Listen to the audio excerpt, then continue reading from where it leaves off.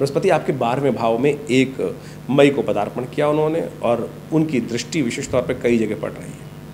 जैसा हमने आपको कहा, बृहस्पति का परिवर्तन आपके लिए किन्हीं मामलों में बहुत अच्छा है, लेकिन किन्हीं मामलों में बहुत विशेष तौर पर सावधान बढ़ रहा है। बृहस्पति का दृष्टि जो है आपके भूमि पर पड़ रही है, मकान पर पड़ रही है, सुख पे पड़ रही है, माता पे पड़ रही है, और विशेष तौर पर वाहन इत्यादि पे पड़ रही है, नई युक्तियों को बढ़ाने वाली पड़ रही है। कंफर्ट पे बृहस्पति स्वयं बैठे हुए हैं, बेड कंफर्ट्स देने के योग बना रहे हैं, साथ साथ खर्चे भी बढ़ा रहे हैं, रोग भी बढ़ाएंगे। लेकिन इन सब स्थितियों में चलते हुए बृहस्पति जो कुछ प्रभाव उत्पन्न करेंगे आपकी राशि के अनुसार से, अब बृहस्पति अस्त हो गए हैं। बृहस्पति का विशेष तौर पर अस्त होने का योग बना 8 मई से 2 जून तक रहेगा। 8 मई को 5:10 पर बृहस्पति अस्त हुए और रहेंगे विशेष तौर पर ये 2 जून को 6:10 तक अस्त रहेंगे। ऐसे में ग्रहों का जो परिवर्तनशील हो रहे हैं उसके अंदर शुक्र भी अस्त चल रहे हैं। शुक्र का अस्त होना विशेष तौर पर साथ साथ पराशि परिवर्तन का भी योग बन रहा है। शुक्र अपनी स्वयं की राशि जहां बृहस्पति विद्यमान है 19 तारीख को वहां प्रवेश करेंगे, उससे पहले सूर्य भी वहां प्रवेश कर जाएंगे, त्रिग्रही योग बन जाएगा। तो ऐसे में त्रिग्रही योग विप्लवकारी रहेगा। ये विप्लवकारी योग इस प्रकार से रहेगा कि तीनों की प्रवृत्ति बिल्कुल अलग है। एक बृहस्पति देवगुरु हैं, शुक्र दैत्य गुरु हैं, और ये सारे के सारे आपके 12वें भाव, अंतिम भाव, संसार की अंतिम राशि जो है मीन राशि है, वहाँ जाके स्थित हो गए। सूर्य वहाँ पर महत्वाकांक्षा बढ़ाने के लिए स्वयं राजा तुल्य होकर, एक देवगुरु, एक दैत्य गुरु, एक राजा, यानी राजा की बुद्धि को भी अलग अलग चीज़ों में फिर जुर्माना ही होना है, तो ये स्थिति उत्पन्न करने के योग बना रहे हैं। और ऐसे में संसार के दृष्टिकोण से कहा जाता है कि ये जब योग बने तो संसार में परिवर्तन का योग बनता है। ये विशेष तौर पर कहीं अतिवृष्टि, कहीं अति विशेष तौर पर सूखा, कहीं बवंडर, कहीं विशेष तौर पर अकाल के योग, और कहीं कहीं ऐसा दिखता है कि तूफान, बवंडर इत्यादि के योग। मंगल राहु का भी योग इस वक्त एक साथ चल रहा है जो आपकी 10वें भाव में चल रहा है, और ये भी आतंकी घटनाओं को बढ़ाएगा, अग्निकांडों को बढ़ाएगा। तो ऐसे में आपको बहुत सावधान रहना चाहिए। ये समय जो है विशेष तौर पर त्रिग्रही योग जो है ये 25 दिन का जो समय है, विशेष तौर पर बहुत सावधानी के साथ कुछ खास उपाय करने की ज़रूरत है। यदि उन उपायों को आप कर लें तो आप, जिनमें हमने कहा कि 50-50% चांसेस हैं आपकी राशि परिवर्तन का योग है, परिवर्तन शुभ यदि आप कर पाए कर्म के अनुसार से, ये सब प्रभाव उत्पन्न होते हैं आपकी राशि के अनुसार से। 12 वर्ष बाद बृहस्पति का ये परिवर्तन का योग बनाए, किन्हीं मामलों में बहुत जोरदार है आपके लिए। अब बृहस्पति कब अपना प्रभाव दिखाते हैं ये भी आपको गणना के दृष्टिकोण से समझना चाहिए। जन्मपत्री के दृष्टिकोण से इन सब चीज़ों को समझा जाता है कि ग्रहों की स्थिति कैसी है, कहाँ है, कब योग कैसे बन रहे हैं, और गोचर के दृष्टिकोण से जो परिवर्तन का योग बना है वो आपके लिए किस प्रकार का योग बना रहा है। लेकिन उस जैसे बृहस्पति का परिवर्तन 1 वर्ष के लिए हुआ, अब 1 वर्ष में कौन सा समय आएगा कि जब विशेष तौर पर उस ग्रह का प्रभाव आपको देखने को मिलेगा। कई बार देखते हैं कि परिवर्तन हो चुका है लेकिन हो ही नहीं रहा है कोई प्रभाव। अब ग्रह अस्त है तो वो गोचर के दृष्टिकोण से समझ में आ गया, ग्रह अस्त है, नेगेटिव प्रभाव उत्पन्न कर रहा है। ऐसे में क्या किया जाए, किस प्रकार से ठीक करने का प्रयास किया जाए, उसके लिए ज्योतिष के अंदर निदान के रास्ते बताए गए हैं। और ज्योतिष में निदान जो है वो सही रूप से बहुत सुंदर तरीके से बताया जाता है निदान के लिए। लेकिन आज कुछ विचित्र लोग ऐसे हैं कि जो विडंबनाओं में फंस जाते हैं। कुछ निदान करने के लिए क्या रास्ते बताए गए हैं कि रत्नों का धारण करना चाहिए, मंत्र का जप करना चाहिए, दान करना चाहिए, औषध विज्ञान के दृष्टिकोण से बहुत दिव्य उपाय बताए गए हैं। लेकिन आज रत्नों के दृष्टिकोण से ऐसा कहा गया है कि अब बहुत महंगे महंगे रत्न, अभी हमारे पास एक व्यक्ति का फ़ोन आया, बहुत विदेश से, यूरोप से कहीं से फ़ोन था, और उन्होंने किसी ज्योतिषी को सोशल मीडिया पे देख के बताया, और एक व्यक्ति से उन्होंने तो एक रत्न जो था वो उसको निदान बताने के 1100 यूरो में वो रत्न बेच दिया साहब। बैंकॉक चले जाइए या बहुत किसी विदेश में चले जाइए, हिंदुस्तान में भी बहुत सारी ऐसी लैब्स आ गई हैं कि क्रिस्टल को परिवर्तित कर कर वो रंग डालकर उसका बना देते हैं कि पुखराज बन गया, नीलम बन गया, ये सब चीज़ें लगेगा बिल्कुल, जो टेस्ट आएंगे वो भी सब होगा, लेकिन है ही नहीं तो कहाँ प्रभाव उत्पन्न करेगा। हमारा मत ज्योतिष के दृष्टिकोण से है कि सीधा साधा प्रभाव, हींग लागे ना फिटकरी, रंग चुको, जो शास्त्र में वर्णित है, शास्त्र में मंत्र बताया गया है, शास्त्र में दान बताए गए, अपनी सामर्थ्य के अनुसार से जितनी आप सामर्थ्य का प्रयोग करने का प्रयास करें, हम इस चैनल के माध्यम से वही आपको बताने का प्रयास कर रहे हैं कि सीधी तरीके से उपाय करने का प्रयास कीजिए ना। सीधी तरीके से उपाय करेंगे तो बहुत ना दुख, मन को दुख होगा, और आप स्वयं कर्म के अनुसार से लाभ प्राप्त करने के योग बनाएंगे। तो ये बृहस्पति का जो परिवर्तन है, शुक्र का जो परिवर्तन है, सूर्य का परिवर्तन जो है, ये विशेष तौर पर कुछ खास उपाय करने के लिए आपको रास्ता बता रहा है। वो आपको समझना चाहिए, करना चाहिए, और देखिए उससे आपको अवश्य लाभ प्राप्ति के योग बन जाएंगे। तो आप कैसे कर सकते हैं उन सब चीज़ों को? देखिए, सबसे बढ़िया काम तो है कि आप नित्य प्रति हल्दी का टीका अपने माथे पर लगाया कीजिए। बृहस्पति के मंत्र का जप करें, ओम ग्रांग ग्रीं ग्रौंग से गुरुवे नमः, इस मंत्र का जप करिए। ज्ञान मुद्रा का अभ्यास कीजिए, पहली उंगली अंगूठे के साथ लगाकर ये ज्ञान मुद्रा बन जाएगी। ये ऐसे ही नहीं बता रहे हैं हम आपको। ज्ञान मुद्रा करने से पूजा की मुद्रा बता, बहुत सारे लोग कहते हैं पूजा ऐसे ही में की जाती है। अरे पूजा के लिए नहीं, ये बृहस्पति के लिए मुद्रा है। आपके हाथ में 5 उंगलियां जो हैं ये अलग अलग ग्रहों का अभिव्यक्त करती हैं। ये बृहस्पति की उंगली है, ये शनि की उंगली है, ये सूर्य की उंगली है, ये बुध की उंगली है, ये चंद्रमा का तीर्थ है, ये मंगल के तीर्थ माने जाते हैं, ये केतु का स्थान माना जाता है, ये राहु का स्थान माना जाता है। तो इस प्रकार से ग्रह दृष्टिकोण से अलग अलग अवस्थाओं के लिए, अलग अलग चीज़ों के लिए अलग अलग प्रयोग, अलग अलग मंत्रों का बताया गया, अलग अलग अवस्थाओं। तो ये ज्ञान को अग्नि के साथ मिला देने से ये ज्ञान मुद्रा बन जाती है। पहली उंगली बृहस्पति को, ये बृहस्पति का सुबह उठते ही सबसे पहले स्नान इत्यादि कर कर एक माला मंत्र का जप कर लीजिए। ओम ग्रांग ग्रीं ग्रौं से गुरुवे नमः। पुनः समझ लीजिए, ओम ग्रांग ग्रीं ग्रौं से गुरुवे नमः। इस मंत्र का नित्यप्रति जप। पीले रंग के अपने कोशिश करें जहाँ आप बैठते हैं सोफा इत्यादि, एक पीले रंग का वस्त्र लगा लीजिए, वहाँ पर एक पीले रंग का रुमाल रख लीजिए, हल्दी का टीका नित्यप्रति। अभी कुछ दिन पहले हमने आपको किसी को बताया कि भैया टीके, बोले ऑफिस कैसे जाऊँ? अरे हल्का सा आपने टीका लगाया, हल्दी का रंग तो ऐसा है कि चोकटा पोतने की ज़रूरत ही नहीं। हल्दी का रंग तो पता भी नहीं चलता किस प्रकार से एब्जॉर्ब हो गया। आप उसको लगा के चले जाइए। हल्दी का सेवन नित्यप्रति कर लीजिए, दूध वाला दूध का सेवन कर लीजिए, केसर युक्त दूध का सेवन कर लीजिए। ये सब उपाय हैं, विशेष तौर पर आप समझें, जहाँ सोचोगे वहाँ करने का प्रयास, कुछ ना कुछ रास्ता दिव्य रूप से बन जाएगा। आपके लिए शुक्र भी अस्त चल रहा है इन दिनों, 12वें भाव में चल रहा है शुक्र। 12वें भाव में जाकर राजयोग बना देता है, लेकिन स्थिति समझेंगे गोचर के दृष्टिकोण से शुक्र निस्तेज होकर, अस्त होकर वहाँ बैठ गया है। ये दृष्टिकोण है, विशेष तौर पर इसको ठीक करने का प्रयास करना चाहिए। शुक्र को ठीक करने के लिए सबसे बढ़िया तरीका है गौ सेवा करने का प्रयास करें। अभी हमने कुछ दिन पहले एक उपाय बताया था गौ सेवा के लिए। तो देखिए विचारों में नेगेटिव कितना हो सकता है। आज ने बोला, उसने व्यक्ति ने हमको बताया कि सोशल मीडिया पर किसी ने लिख के भेजा कि आचार्य जी जो है वो उपाय ट्रेडिशनल बताते हैं, मॉडर्न जमाने के साथ नहीं बताते हैं। मॉडर्न उपाय, समय बदल गया है आचार्य जी, मॉडर्न उपाय बताइए। भैया गाय घई तो खत्म नहीं हुई ना, कहीं गाय तो हैं, जो उपाय हैं वो रहेंगे। गऊ के अंदर समस्त देवताओं का वास है, वो तो वहाँ रहेगा ही रहेगा। आपको मॉडर्न बनना है तो आपको रास्ता हम अवश्य बताएंगे, बिल्कुल मॉडर्न के लिए रास्ता, आपसे रास्ता भी समझ लीजिए। तो आप देखिए, सोशल मीडिया का ज़माना है, दुनिया में अच्छे से अच्छे लोग हैं। सोशल मीडिया पे जाइए, वेबसाइट्स पे जाइए, देखिए गौशाला के लिए कौन कौन से काम कर रहे हैं लोग। आप कहते हैं शहरों में गाय नहीं मिलती है तो कहाँ उपाय करूँ? अरे शहरों में वेबसाइट खुलती है ना, तो देखिए कौन सी वेबसाइट में कौन सा ऑर्गेनाइजेशन, कौन से पता कीजिए, अच्छे लोग काम कर रहे हैं, उनको फ़ोन कीजिए, बोलिए कि मेरे नाम से गाय के लिए ये हरा चारा खिला दीजिए। आपका नाम गोत्र कर कर वो व्यवस्था कर देंगे। उनको ये वीडियो भेज दीजिए, आपके नाम से खिला रहा है नहीं खिला रहा। आप सोचेंगे तो रास्ता बन जाएगा। ये शास्त्रोक्त दृष्टिकोण से उपाय। लेकिन आप जो है, आप सहूलत देखना चाहते हैं, यदि एक बात समझें, जब ग्रह नेगेटिव होता है ना, नेगेटिव विचार किन के मन में आते हैं? सबके मन में नेगेटिव विचार नहीं आते। जब आपके कोई ना कोई अशुभ अवस्था में ग्रह बैठे तो वहीं नेगेटिव विचार उत्पन्न करने की, नास्तिकता वहीं उदय करने के योग बनते हैं। तो हमारा सीधा विचार है कि ज्योतिष एक बहुत पॉजिटिव साइंस है। ज्योतिष का मतलब ज्ञान है, ज्योतिष का मतलब ज्योतिर्विज्ञान है, ज्ञान का विज्ञान है, ज्ञान का दीपक है, पॉजिटिविटी उदय करता है, अंधकार को दूर करता है। तो वो विशेष तौर पर इन ग्रहों की अवस्था को समझते हुए नित्यपति सूर्य को जल, खैर ये बातें फालतू की, हम इस बारे में कहाँ पीछे फंसे। आप अपने उद्यान को समझें कि मिथुन राशि वालों के लिए सबसे अच्छा है कि ये 3 उपाय हमने आपको बताए हैं कि उत्तरीय अवस्था में ग्रह हैं, सूर्य को नित्यपति जल दीजिए। ये महत्वाकांक्षा बढ़ा रहा है आपके बहुत ज़्यादा। जुआ मत खेलिएगा, महत्वाकांक्षा में मत फंसिएगा।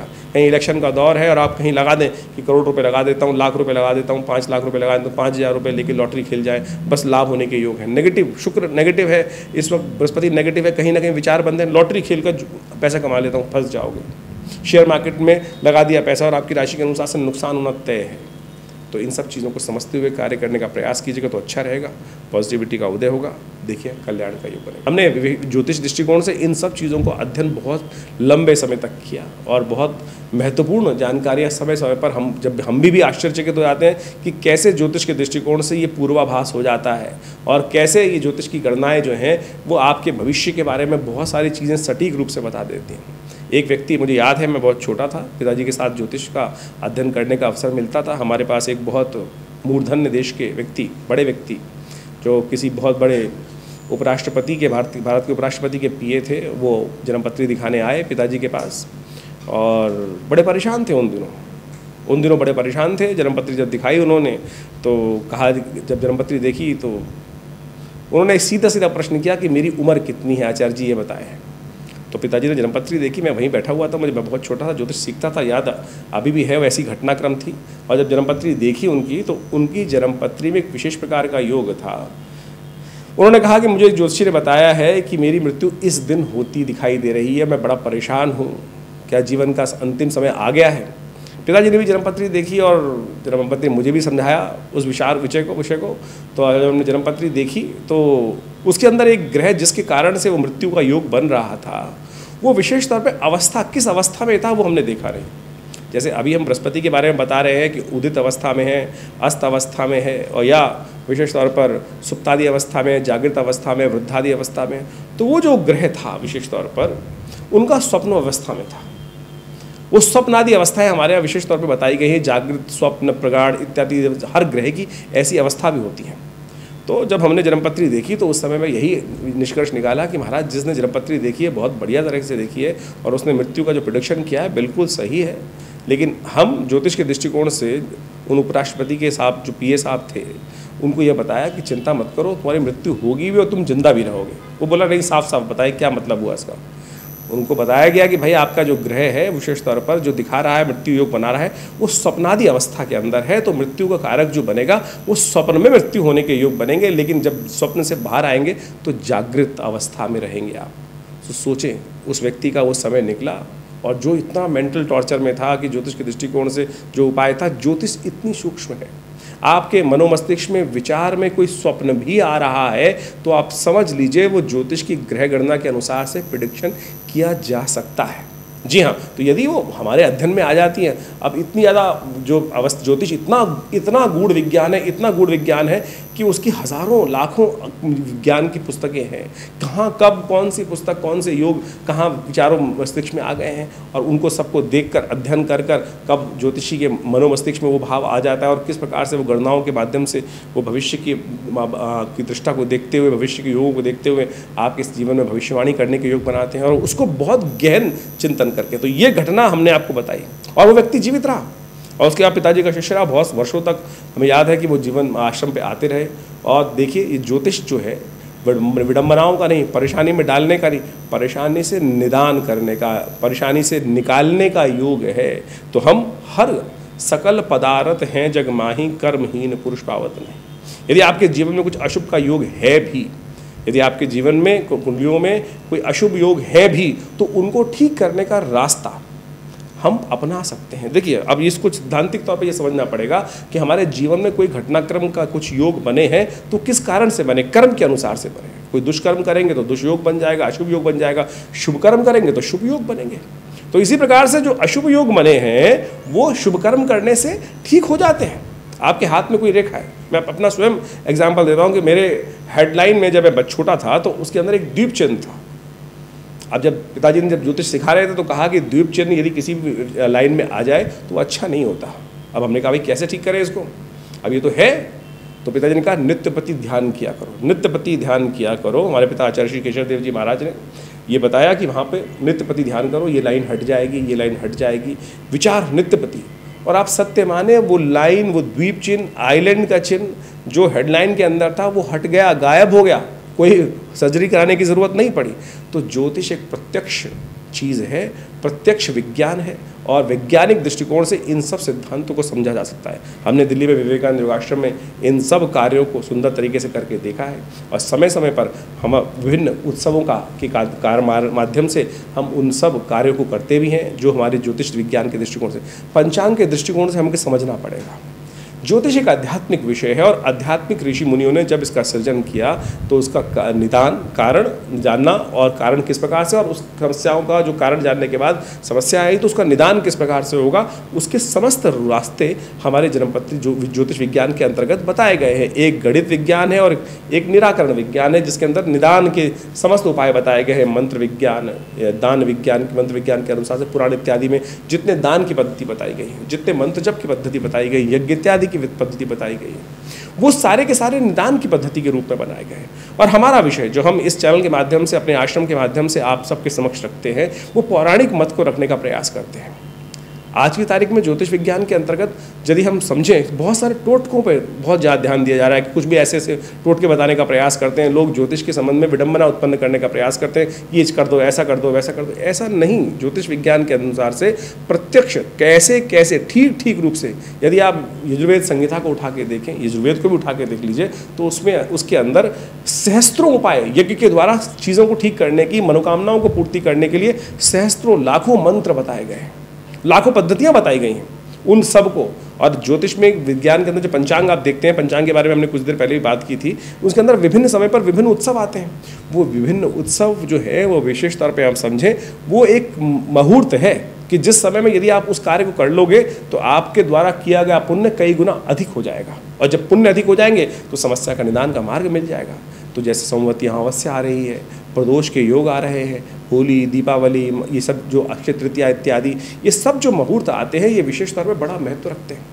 और आध्यात्मिक दृष्टिकोण से देखें तो पुराणों के अंदर, विभिन्न शास्त्रों के अंदर इन सब उत्सवों के माध्यम से विभिन्न कर्म करने के रास्ते बताए गए, कर्मकांड के सिद्धांत के अनुसार से बताए गए हैं। उन कर्मों को कर कर आप सुंदर तरीके से, हम अपने विभिन्न कार्यक्रमों में विभिन्न आपकी बातें रखते हैं, विभिन्न कथाएं रखते हैं इस बारे में कि ज्योतिष के दृष्टिकोण से कैसे, कौन सी हर चीज़ की उत्पत्ति कहाँ से हुई है ज्योतिष के अंदर, उन सब सिद्धांतों को बहुत सुंदर रूप से समझाने का प्रयास किया गया है। तो आप समझें ज्योतिष किस प्रकार का विज्ञान है, और हमने विवेकानंद योगाश्रम के माध्यम से इन सब कार्यों को सुंदर तरीके से आश्रम पर करने का जो व्यवस्था बनाई, हमारे पिताश्री आचार्य केशव देव जी महाराज ने पिछले करीब 50 सालों से ये सुंदर आश्रम कार्य कर रहा है। दिल्ली में विवेकानंद योगाश्रम लक्ष्मीनगर जमुना पार्क में स्थित है। यहाँ नित्य प्रति 8 घंटे यज्ञ होता है।